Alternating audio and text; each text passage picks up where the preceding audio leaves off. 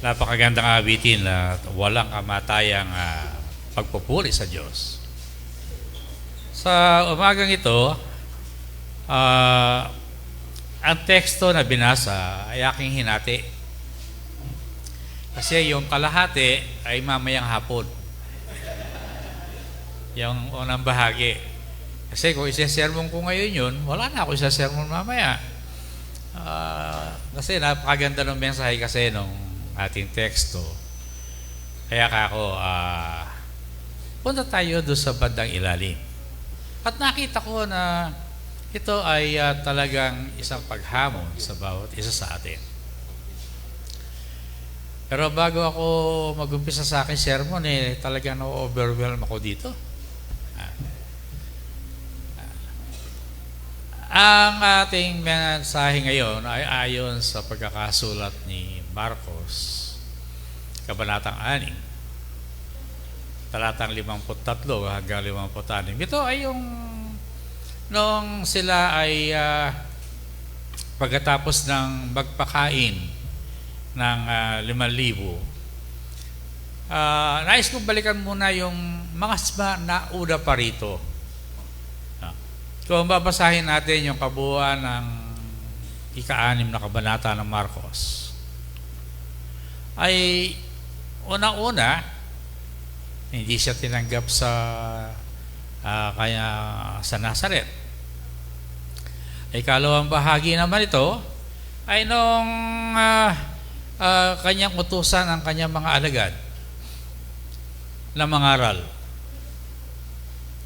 at ipangaral ang mabuting balita ng kaligtasan. Yung nakapaloob na kwento sa kwento ay yung pugutan naman ng ulo si Juan. Kasi si Apostol Marcos ay mahilig maglagay ng kwento sa mismong kwento. Kaya ipinaloob yung paghuli at pagpatay kay Juan.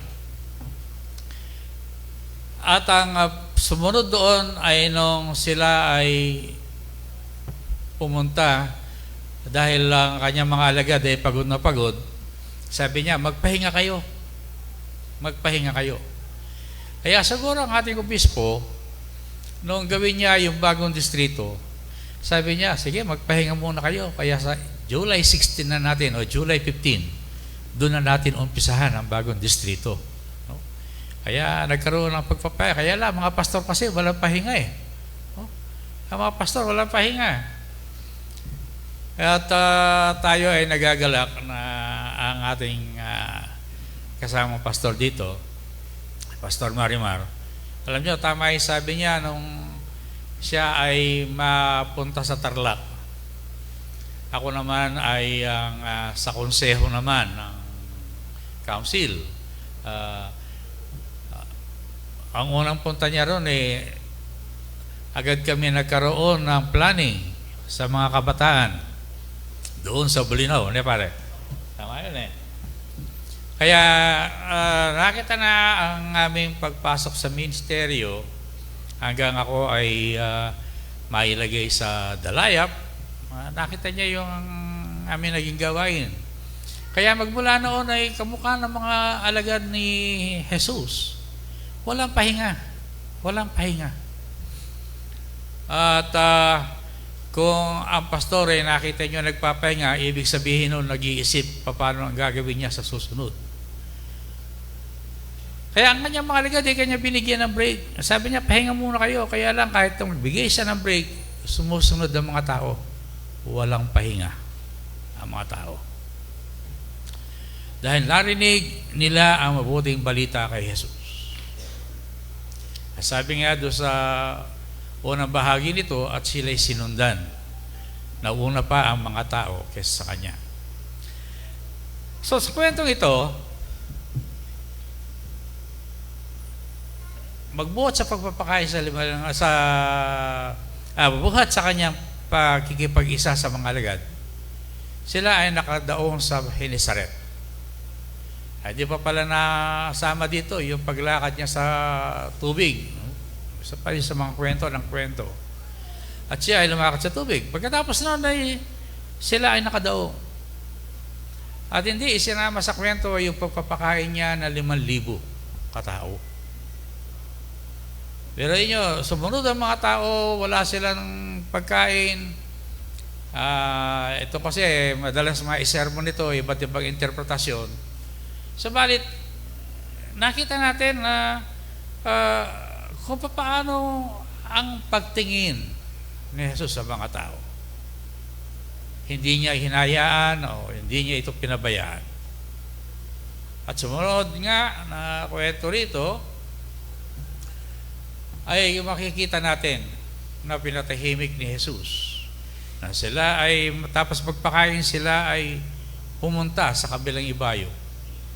At saka pagpunta nila sa kabilang ibayo, sila ay nadatnan ng bagyo at ang isang kagilagilalas na pati ang bagyo at hangin ay nakikinig sa kanya. So ano ba ang ibig sabihin ng mga pagsasalarawan na ito? Sige, we can go to the next slide, please. Sa titignan natin, parang ang kwento ay parang ordinaryo. Pero bakit kinakailangan natin itong limihin? Una, na dapat nating makita. Sige, next slide. Ipinakita ni Jesus mula doon sa mga kinuwento ko, mga background verses. Ipinakita ni Jesus ang isang katangian, ang kanyang pagiging compassionate. Paano ba nating i-define ang compassionate? Ano ba sa Tagalog ang compassionate? Una, marami itong ibig sabihin. Maawain. Yung tinatawag nating may concern o may teacher lang, tulungan mo. Ano ang may concern sa Tagalog? Malasakit. Yeah. Ay, malasakit. He's a compassionate God. Kung makikita natin, ano ba ang, kung dumating ang mga tao, nakinig sa Kanya, dumating ang dapat hapon, alam niya na walang pagkain ng mga tao. Ano ang sinabi niya sa Kanya mga ligad?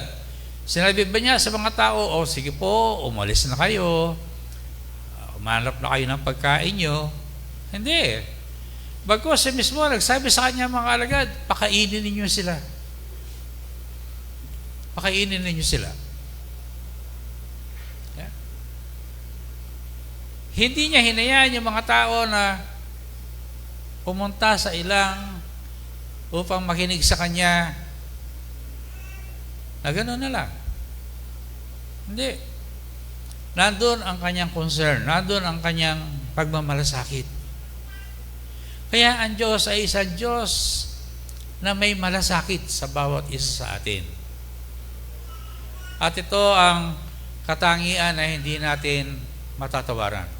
Na kung saan ang bawat isa sa atin ay inaasahan na tayo man ay mayroong pagmamalasakit o compassion sa ating kapwa.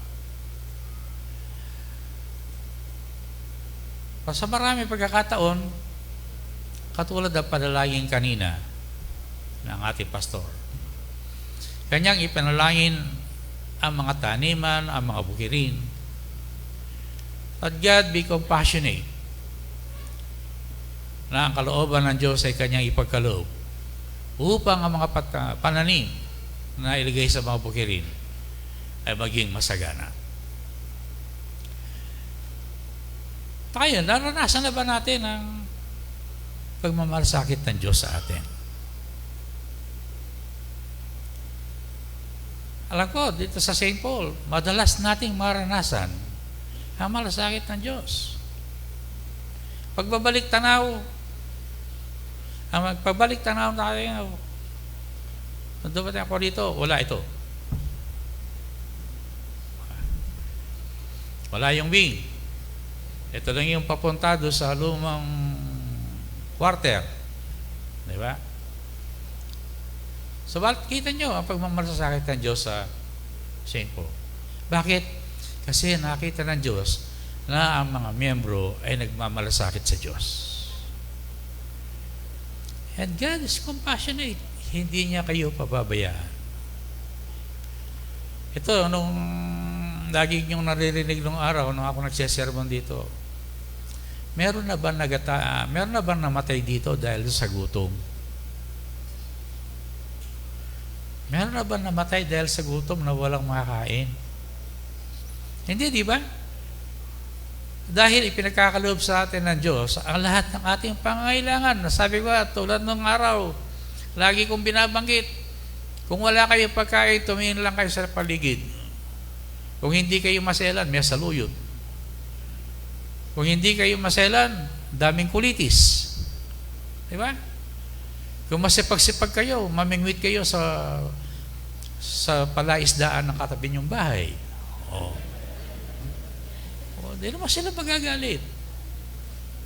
It's a very compassionate God.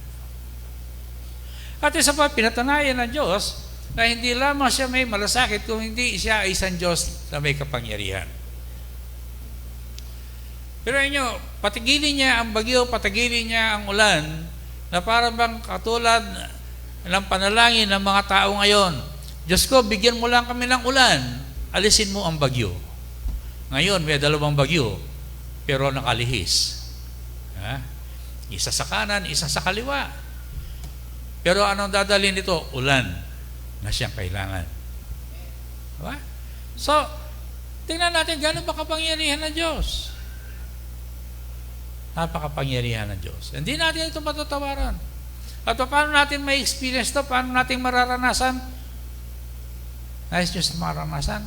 Idalangin nyo sa Kanya. Sa pamamagitan ng inyong panalangin, mararanasan ninyo ang kapangyarihan ng Diyos. Ano man ang ating saloobin, ibigay natin sa Kanya sa pamamagitan ng panalangin. At ito'y Kanyang ibabalik sa atin. Ito'y isang katangian na nasasabi natin kung minsan, hindi natin napapansin. Para bagang, kaya ko ito. Alam kong gawin ito. Ako ang gagawa nito kasi kaya ko ito. Alam ko ito.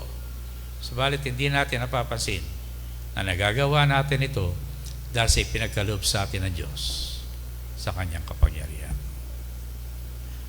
At panghuli, na makikita natin, ang Diyos ay pag-ibig. Ang Diyos ay pag-ibig. Sa Kanyang pagkalinga, sa Kanyang pagmamalasakit, ito ay Kanyang nagagawa dahil sa Kanyang pag-ibig. Dahil sa Kanyang pag-ibig. Pag-ibig niya sa iyo at sa akin. Pag-ibig niya sa atin lahat. Ang sabi nga nung talata na ating binasa ngayon, o binasa ng tagapanguna, sino mang makahawak sa laylayan ng kanyang damit, sila'y gumagaling. Meron pa nga doon sa ibang version, madaanan lang ng kanyang anino, sila'y gumagaling. Ang pagkalinga na ito, o ang ginagawa niya ito, ay nagagawa dahil sa pag-ibig. Dahil ang Diyos ay pag-ibig. Dahil mahal ka ng Diyos. Alam ko, tayo'y mahal ng Diyos. Bago ako magtapos, nais ko lang magbigay ng ilang balita. Marahil ito ay nasabi na sa inyo. Sa ating pagsisimula sa bagong distrito, may mga ilang pagbabago na mangyayari. Una, yung apportionment natin para pantay-pantay, lahat ay uniform, ay ibabalik natin sa 10%. Okay? Kaya lang, meron karagdagang 1%. Ito ay yung tinatawag nating calamity fund. Kasi pagka may mga bagyo, may mga lindol o kung ano man pangailangan, ang lagi natin ginagawa, nag-i-special offering tayo. Ito'y pinasimulan ko sa mga nakaraang taon na kung saan ang 1% ay inilalaan bilang calamity fund. Kaya pagdating ng mga kinakailangan natin magbigay sa ibang lugar, o kung tayo man ay datnan, meron tayong nakalaan. Hindi na natin kailangan pa mag-special offering para sa ganito. Meron na nakalaan na pondo.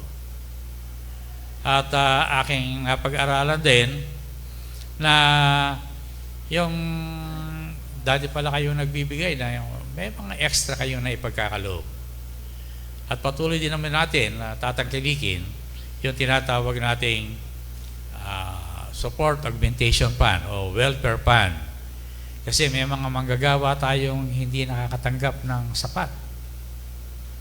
May mga manggagawa tayo sa mga local pastor na isinet sa 6,000 pa rin 6,000. Pero merong kapilya na talagang hindi maipagkaloob ito. Na kinakailangan tulungan ang mga kapilyang yaon. Kaya nga, pinapakiusap ko dito sa atin sa St. Paul na yung another 1% ay ipagkaloob natin doon sa welfare fund. So,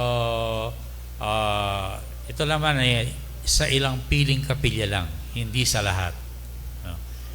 Kita ko, St. Paul, kayang-kaya naman yan Hindi naman magkukulang. Lagi kayo, mas lalo kayong pagpapalain. Kaya nga yung dating 14%, magiging 12% na lang. Ayan. Diba? At yung ating mga manggagawa, yung kanilang tithes, ay sa iglesia na ibibigay. Babalik na sa church. Kasi dito ang inyong pinaglilingkuran, so dito natin, sabi nga kung saan ang kamaling, ay doon mo ilagak ang iyong kayamanan. Kaya nga, ang mga tithes ay ibabalik natin to the local church ng mga workers. Sa mga kapatid, pwede kong habaan yung kwento ko pero alam ko, kasi mas nasasabik na akong makipagkwentuhan sa inyo yung wala dito sa pulpito. Kasi marami tayong pag-uusapan. Sabi nga, pero ang punto natin ay dapat natin tandaan. Kung ang Diyos ay may malasakit, inaasahan ng Diyos na tayo ay may malasakit.